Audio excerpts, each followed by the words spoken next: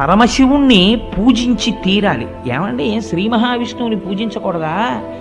పలికించు విభుండు రామభద్రుండట అన్నారు కదా, ఏం రామచంద్రమూర్తిని పూజించకూడదా? కృష్ణుణ్ణి పూజించకూడదా? శివుణ్ణి పూజించమని పోతన గారు ఎందుకు చెప్పారు అంటే, పరమశివుణ్ణి మనం లింగ రూపంలో ఆరాధన చేస్తాం. లింగ రూపానికి కాళ్ళు చేతులు ఉన్నాయా? మీరు ఒకసారి ఆలోచన చేయండి.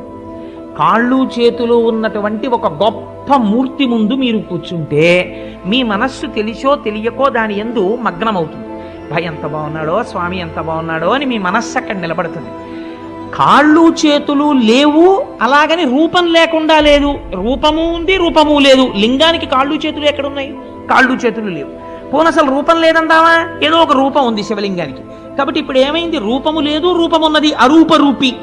అరూపరూపి అయినటువంటి లింగమును ఆరాధన చెయ్యాలంటే మీరు సాధన